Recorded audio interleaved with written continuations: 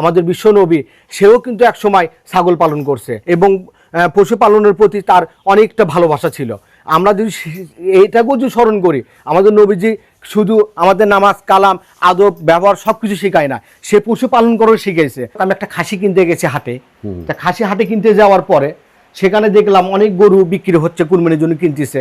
তো একটা ডাক্তার দেখে চেক করতেছে, তো আমি ডাক্তারকে বললাম যে স্যার, যে আপনি যে গরু চেক করতেছেন গাবটা বাড়ায় না? বলছে হ্যাঁ, একটা গরু গাব বাড়াইছিল, বিক্রি হয়েছিল, গাব বাড়াইছিল, ওকে মাঠ থেকে বের করে দেওয়া আছে। পরে আমি ওকে খুঁজে ওকে বের করছি, দেখি রাস্তার সঙ্গে গরুটা বাঁধা। আমি ওই গরুটা তখন তাকে দাম ধর করে 36,000 টাকার দাম করে আমি সেই গরুটাকে বাসায় নিয়েছি। তার মানে দুধের টাকা দিয়ে আপনার মোটামুটি চলে যায়? হ্যাঁ, মোটামুটি। আমার আর বাছুর কয়টা পান? বাছুর আমি 4টা গরু থেকে 4টা করে বাছুর পাই। 4টা বাছুর কত দিয়ে বিক্রি হয়? 4টা বাছুর কখন কোনোটা আমি 1 লাখ বেশি, কোনোটা 80-90 বেশি, কোনোটা 1.5 লাখ টাকা বেশি, যেরকম। তাহলে আনুমানিক 4টা বাছুর কত বিক্রি হয়? আনুমানিক 4টা বাছুর প্রায় 3 লাখ টাকা, 3.5 লাখ টাকা আমি বিক্রি। আসসালামু আলাইকুম। ওয়ালাইকুম আসসালাম। ভালো আছেন? আলহামদুলিল্লাহ ভালো আছি স্যার, আপনি ভালো আছেন স্যার? হ্যাঁ আছি। কি নাম জানো আপনার? মোহাম্মদ শাকিল মন্ডল স্যার। শাকিল, এই জায়গাটার নাম কি? এই জায়গাটার নাম হচ্ছে শহরদিঘি। শহরদিঘি, বগুড়া সদর? বগুড়া সদর, হ্যাঁ স্যার। বগুড়া।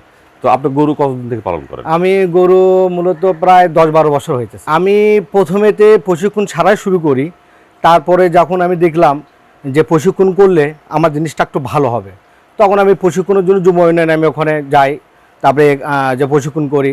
আবার আমাদের গ্রামেও অনেক সংস্থা আছে প্রশিক্ষণ দেবার, গরু ছাগল প্রাণী সম্পদ থেকে, সেগুলো আমি প্রশিক্ষণ করে আমি ওখান থেকে অনেক কিছু শিখতে পারছি। যেরকম গরু কীভাবে লালন পালন করতে হয়, গরু কখন কোন ভ্যাকসিন দিতে হয়, কোন রোগ হলে গরু কোন সমস্যা হয়, এগুলো বিভিন্নভাবে আমি শিখতে পারছি, জানতে পারছি। মানুষ বলে গরু পালন লস, আপনি কি বলেন? আমার তো মনে হয় পশু পাখি পালনে যে লস যায় বলে, তারা যে বাংলাদেশের যে রত্নগুলো সে চিনতেই পারে না। যদি ক্ষেত খামারে কাজ করতো বা পশুপালন করতো বা মাছ চাষ করতো, তাহলে আজকে কৃষি দিয়েই আমাদের এইগুলো কাজগুলো দিয়ে আমরা আজ বাংলাদেশ একটা উন্নত মানের দেশ হতো। কিন্তু সাধারণ কিছু মানুষ তারা এগুলো বোঝে না, তারা শুধু বোঝে চাকরি বাকরি, যারা বিদেশ এগুলো জিনিস বোঝে। পশুপালন করেও অনেক কিছু লাভবান করা যায়। আমি সাধারণ মানুষকে খালি বলবো না, যারা শিক্ষিত বেকার আছে তাদেরও উচিত, তারা যদি চাকরি বাকরি না করে যদি পাশাপাশি গরু ছাগল যদি পালন করে, তাও একসময় প্রতিষ্ঠিত হতে পারবে, শুধু বিদেশ গেলে হবে না। সুপ্রিয় দর্শক, আমার প্রশিক্ষিত যুবক যা বলেছেন পুরোটাই সত্য। আমরা যদি পরিসংখ্যান দেখি তাহলে দেখতে পাবো আমাদের দেশের 18 থেকে 35 বছরের প্রায় 33% যুব এবং যুবনারী নিষ্ক্রিয়। তারা নেই কোনো শিক্ষা প্রতিষ্ঠানে, নেই কোনো প্রশিক্ষণ প্রতিষ্ঠানে, নেই কর্মসংস্থানে। তাহলে কি? প্রায় 5 কোটি অপূর্ণ প্রত্যাশার এক মূর্ত প্রতীক। এই অপূর্ণ প্রত্যাশাকে পূরণ করতে হবে, আর সেটি করতে হলে এই 1/3 যুব সমাজকে দক্ষ মানব পুঁজিতে রূপান্তর করতে হবে। তবেই এরাই হবে দেশের সম্পদ, এরাই হবে জনশক্তি, এরাই দেশের অর্থনীতিকে এগিয়ে নিয়ে যাবে। আমার ঘরের বাচ্চা, এর মাকে আমি প্রথমে কিনে নিয়েছি গাব সহ, নিয়ে আসার পরে এই বাচ্চা হয়, ওই রাতেই বাচ্চা হয়। আমার বাচ্চা হওয়ার পরে এই বাচ্চাটাকে আমি লালন পালন করে একটু বড় করছি, করে এ গাব হয়েছে, হওয়ার পরে বিয়েন দিছে, বাচ্চা দিছে। সেই বাচ্চাটা একটা সুন্দর একটা বাচ্চা ছিল, অনেক বড় বাচ্চা হয়েছিল। কিন্তু আমার এখানে গাবি দেখে আমি আর এগুলো আলাদা আলাদা প্রজেক্ট করি, যে গাব হয়েছে আবার এখনো ও 3 কেজি 4 কেজি করে দুধ দিতেছে। আমি ওর মাকে কিনছিলাম 1 লাখ টাকা দিয়ে, ওর মা দুধ দিত প্রায় 7-8 কেজি করে দুধ দিত। এই প্রথম একটা বাচ্চা দিয়েছে। আচ্ছা, বাচ্চা দেওয়ার 45 দিন 46 দিনের মাথায় একবার হিট আসছিল। আমি ইচ্ছে করতে ভাবে দিইনি, কারণ ভাবছিলাম যে এখন একটু না দিয়ে একটু পরবর্তী দিই। হ্যাঁ, তো তখন পরে আমি বীজ আসলে বীজ দিইনি। পরে বা নেক্সট যখনই হিট আসছে আমি তখনই হিট দিছি। এই দুধগুলো আপনি কি করেন, বাজারে বিক্রি করেন? আমি দুধগুলো মানে আমি বাজারে বিক্রি করি, মানে কি আমার আশেপাশে যে লোকগুলো আছে তারাই নিয়ে যায়। অনেক সময় আমি তাদের দুধ দিতেও পারি না, অনেক সময় এসে বাড়িতে দুধ নেওয়ার জন্য খুব ইয়ে করে। এই গরুটা আমি 70,000 টাকা থেকে বাছুর কিনছিলাম আমি, সেই বাছুরটাই নিয়ে এসে আল্লাহর ইনশাল্লাহ আমি এখন একটু বড় করছি, করে অলরেডি ও 5 মাস গ্যাপ চলতেছে। এই বাছুরটার গুণগণ মান আলাদা। কেমন? এটার মান হচ্ছে কি, এটা একটা ফিজেমের জাতের গরু। এই গরুটা যখন বাচ্চা দেবে, সে বাচ্চাটা অনেক সুন্দর বড় বাচ্চা দিবে, এবং এই গরুটার দুধ দিবে, অনেক দুধ দিবে। কিভাবে বুঝলেন? আমি গরুটার দুটা মান দেখে বুঝতে পারছি।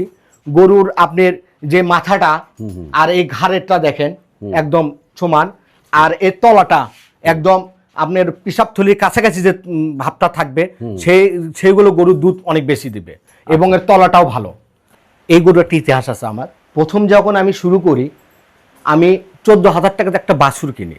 আচ্ছা, সেই বাছুরটা কিনে নিয়ে এসে সেটাকে লালন পালন করি, করে ওটা বড় করে গাব করি। আচ্ছা, করার পরে মানে দেশি গরুটা গাব করার পরে ওখান থেকে একটা বাছুর বাড়ায়, আর একটা বাছুর বার করার পরে গাবিটা একটু সমস্যার কারণে আমি গাবিটা বিক্রি করে দিই।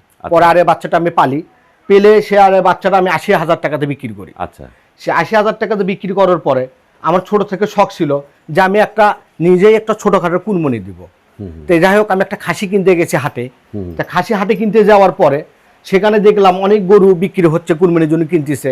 তো একটা ডাক্তার দেখে চেক করতেছে। তো আমি ডাক্তারকে বললাম যে স্যার, যে আপনি যে গরু চেক করতেছেন গাবটা বাড়ায় না? বলছে হ্যাঁ, একটা গরু গাব বাড়াইছিল, বিক্রি হয়েছিল, গাব বাড়াইছিল, ওকে মাঠ থেকে বের করে দেওয়া আছে। পরে আমি ওকে খুঁজে খুঁজে ওকে বের করছি, দেখি রাস্তার সঙ্গে গরুটা বাঁধা।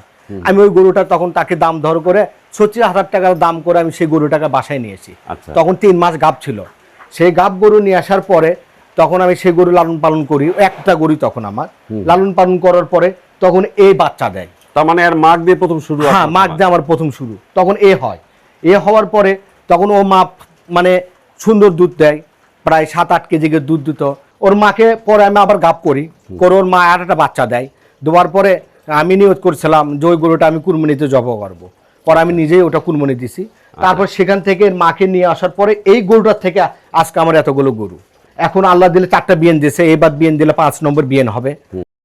তাহলে আপনি গরুটাকে প্রতিদিন কি খাওয়াচ্ছেন এখন? আমি দানাদার খাবার খাওয়াই, আর প্রায় 3-4 কেজি দানাদার খাবার খাওয়াই।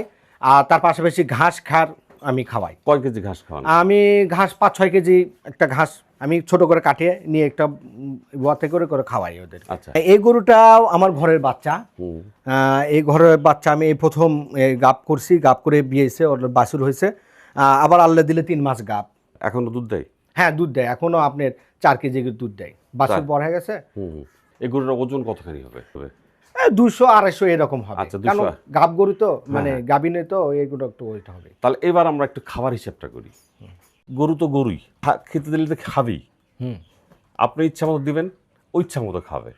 যতক্ষণ না পর্যন্ত পেট খারাপ না হয় ততক্ষণ খেতেই থাকবে ও। তা তো দেওয়া যাবে না। ওর যা প্রয়োজন তাই দিতে হবে। এখন একটা প্রয়োজনটা কীভাবে আমরা নির্ধারণ করব? আমরা নির্ধারণ করব যে এর ওজনটা কতখানি আছে। 250 কেজিও হয়, তাহলে প্রতি কেজি মাংসের জন্য 1 গ্রাম প্রোটিন, তাহলে 250 গ্রাম প্রোটিন লাগবে। আর প্রতি লিটার দুধের জন্য 80 গ্রাম থেকে 100 গ্রাম প্রোটিন লাগবে। তাহলে দুধ দিচ্ছে কত লিটার? 5 লিটার করে। তাহলে 5 লিটারে প্রায় 500 বা 400 গ্রাম প্রোটিন। আর 400 আর ওদিকে থাকলো 250, তাহলে কত হলো? 400 আর 250, 650। 650 গ্রাম প্রোটিন হলো। তাহলে একে প্রতিদিন 650 গ্রাম প্রোটিন দিতে হবে। প্রোটিন পাওয়া যায়। এখন এই 650 গ্রাম প্রোটিন আপনি পাবেন কোথা থেকে, সেটা আপনাকে খুঁজে বের করতে হবে। আপনি দানাদার খাবার কতটুকু দিচ্ছেন? আমি দানাদার খাবার 4 কেজি মতো দিই। 4 কেজি। এই দানাদার খাবারটা যদি সঠিক হয় তাহলে প্রতি কেজি দানাদারে থাকে হলো 200 গ্রাম প্রোটিন। তাহলে 4 দুগুণে 800 গ্রাম প্রোটিন চলে গেল। প্রোটিন। আর ঘাস কত কেজি খাওয়ান? ঘাস প্রায় 5-7 কেজি করে খাওয়াই। 5-7 কেজি, 5 কেজি ধরলাম। প্রতি কেজি ঘাসে থাকে 20 গ্রাম প্রোটিন। 20 গ্রাম। তাহলে 100 গ্রাম আর ওইদিকে হলো 4 কেজি হলো 4 দুগুণে 800। খাবার বেশি হলো না কম হলো? মনে একটু বেশি হলো। বেশি হলো। তাহলে গরু পালনের মূল বিষয়টাই হচ্ছে এইখানে, যে খাবারটাই হচ্ছে গরু পালনের ক্ষেত্রে প্রধান গুরুত্বপূর্ণ বিষয়। কারণ এইখানে যে কম বেশি করবে তারই লস হবে, আর যে যথাযথ খাবার দেবে তার খামারে লাভ হবে। আপনার এলাকায় দুধের দাম কেমন? আমার এখানে দুধের দাম 80 টাকা কেজি। সব গরু দুধ যখন একবারে দুধ দেয় আমার, তাও দৈনন্দিন আপনি আবার প্রায় 20-25 লিটার দুধ আসে। দুধ আসে? হ্যাঁ। তাহলে বছরে তো সবসময় তো অত আসে না। না, বছর সবসময় ওইভাবে আসে না। আসে না। তাহলে দুধের যে খরচ দামটা, সেটা দেখি খামারে খরচ উঠে যায়? দুধের যে দামটা খরচ মোটামুটি ওঠে। তার মানে দুধের টাকা দিয়ে আপনার মোটামুটি চলে যায়? হ্যাঁ, মোটামুটি আমার। আর বাছুর কয়টা পান? বাছুর আমি 4টা গরু থেকে 4 টাকার বাছুর পাই। 4টা বাছুর কত দিয়ে বিক্রি হয়? 4টা বাছুর কখন কোনোটা আমি 1 লাখ বেশি, কোনোটা 80-90 বেশি, কোনোটা 1.5 লাখ টাকা বেশি, যেরকম। তাহলে আনুমানিক 4টা বাছুর কত বিক্রি হয়? আনুমানিক 4টা বাছুর প্রায় 3 লাখ টাকা, 3.5 লাখ টাকা আমি বিক্রি করি। খরচ বাদ দিয়ে অবশিষ্ট কত থাকে আপনার? তাহলে আমার গরুর পিছনে খরচ বাদ দিয়ে আমি এখান থেকে আমার প্রায় 20,000 থাকে প্রতি মাসে। প্রতি মাসে।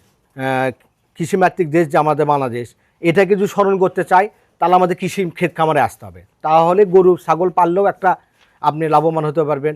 শুধু চাকরি করলেও যে মাসে 30,000 টাকা বেতন পাওয়া যায় তা না। আমরা গরু লালন পালন করেও মাসে 20-30 হাজার টাকা আপনি আয় করতে পারবেন। তাহলে কি ছাগল পালন লস? না, ছাগল পালও লাভ। আমি ছাগলও পালি, তাই? আমার ছাগলও আছে। কয়টা ছাগল আছে? আমার এখন বর্তমানে 6টা-7টা ছাগল আছে। আমি প্রতি বছরে কুরবানিতে 3টা-4টা করে খাসি ছাগল বিক্রি করি এবং ভালো বেনিফিট আমার। আবার ছাগল আমি একটা ছাগল ছিল আমার এর আগে, আমি ওই ছাগল থেকে দুধও পাইতাম, দুধও বিক্রি করছি আমি। আচ্ছা, ছাগল পালন সম্পর্কে আমার ধারণা, আমি যখন প্রথমে একটা ছাগল কিনি, সে ছাগলটা আমি নিয়ে আসার পরে সে ছাগলটা বিক্রি মানে বাচ্চা দেওয়ার পরে সে ছাগলটার থেকে আমি প্রথম থেকে শুরু করছি, আজও পর্যন্ত আমি আমার ঘর থেকে ছাগল শেষ হয় নাই। আর 10 বছর ধরে ছাগল পালতেছি, ওই এক ছাগলের থেকে আমি ছাগল পালতেছি। তার মানে কি এই ছাগল সব আপনার লাভের ছাগল? আমার সব লাভেরই ছাগল। আমাদের দেশে তো লক্ষ যুবক বেকার, হতাশ, কি করবে বোঝে না। আপনি কি বলবেন তাদের? আমি আমাদের দেশের যুবকদেরকে আমি এই কথাই বলবো যে তারা যে দোকানপাটে ঘোরাফেরা না করে তারাও যদি একটা ছাগল দিয়ে যদি একটা ব্যবসা শুরু করে বা একটা গরু বাচ্চা দিয়ে যদি শুরু করে বা 5টা-10টা হাঁস দিয়ে যদি শুরু করে, আমার মনে হয় যে এই বেকার সময়টা যারা দোকানে পেটে বসে থেকে যে সময় নষ্ট না করে, এটা যদি সময় তারা যদি এই পাশে যদি সময়টা যায়, আমার মনে হয় যে তারা ভবিষ্যতে তাদেরকে মনে উজ্জ্বলতা হবে, মানে তাদের হবে, সমাজের হবে, এবং দেশের হবে। সমাজের হবে, দেশের হবে। আমরা সমাজকে দেশকে সামনে এগোতে গেলে আমাদেরকে মানে কৃষি কাজগুলো পশুপালন দিয়ে আমাদেরকে করতে হবে। তার মানে আপনি বলতে চাচ্ছেন এই কৃষিকে তথ্য প্রযুক্তির দ্বারা সমৃদ্ধ করতে হবে, আধুনিকায়ন করতে হবে, তাহলে আমাদের এই কৃষি খাত থেকে আমাদের অনেক কর্মসংস্থান সৃষ্টি হবে। হ্যাঁ, শুধু আমরা স্কুলে পড়াশোনা করলে অনেক জ্ঞান অর্জন করা যায় না, আমরা পশুপালন করলেও অনেক জ্ঞান অর্জন করা যায়, পশুপালনে প্রশিক্ষণ নিলেও সেটাও অনেক জ্ঞান অর্জন করা যায়। আমি যদি ডিগ্রি পাস করি, আমি যদি আইএ পাস করে যদি আমি বলি যে না আমি এখন চাকরি করব, চাকরি না পেলে আমি বসে থাকবো, চাকরি পাচ্ছিছে না, বসে থাকে সময় নষ্ট করতেছে, এটা না করে যদি বলে যে আমি চাকরি পাতে আমার দেরি হচ্ছে, আমি এই টাইমে 2টা গরু পালি বা একটা কিছু হাঁস মুরগি পালি। আমি এইটুকু জানি যে আমাদের নবীজি সাহেব হযরত মুহাম্মদ সাল্লাল্লাহু আলাইহি সাল্লাম, আমাদের বিশ্ব নবী, সেও কিন্তু এক সময় ছাগল পালন করছে। আমরা অনেক বই পুস্তকে শুনছি দুম্বা পালন করছে, ছাগল পালন করছে, এবং পশুপালনের প্রতি তার অনেকটা ভালোবাসা ছিল। আমরা যদি এইটাকেও যদি স্মরণ করি, আমাদের নবীজি শুধু আমাদের নামাজ কালাম আদব ব্যবহার সব কিছু শেখায় না, সে পশুপালন করেও শিখেছে, আমাদের ব্যবসা কীভাবে করতে সেটাও সে দেখে দিয়ে গেছে। তাহলে আমরা সেখান থেকেও তো আমরা কিছু করতে পারি। তার মানে উনি ব্যবসাকে হালাল করেছে। ব্যবসাটাই মানে হালাল। আমার মনে হয় যুব উন্নয়ন যে কাজগুলো করতেছে সরকার, তাদেরকে কাজগুলো দেখে সরকারও খুশি, আমরা যুব সমাজেরও খুশি। কারণ যুব উন্নয়ন এখন আমাদের ক্ষেত খামারে যেগুলো সবসময় তারা আমরা উদ্বুদ্ধ করতেছে, তারা যেভাবে প্রশিক্ষণ দিতেছে, তারা নজরদারি করতেছে, তারা এসে আমাদেরকে, আমরা যদি ডাকি স্যারকে, তার সঙ্গে সঙ্গে স্যার আসে, দেখে, আমাদেরকে পরামর্শ দেয়, এবং আমরা স্যারের কাছে গেলে স্যারেরও পরামর্শ দেয়। আমি জানি যে যুব উন্নয়ন থেকে যদি প্রশিক্ষণ নেন, যুব উন্নয়ন স্যারের সাথে যদি ভালো সুসম্পর্ক রাখেন, তাহলে আপনার ক্ষেত খামারটা আরও উদ্বুদ্ধ হবে এবং আরও সুন্দর হবে। সুপ্রিয় দর্শক, আমরা শুধু পরিসংখ্যান দেখি, বেকার কত, যুবদের সংখ্যা কত, কতজন হতাশ, কতজন অ্যাডাক্টেড, কিন্তু সব পরিসংখ্যান এক জায়গায় ফেল, সেটা হলো কি বাস্তবতা।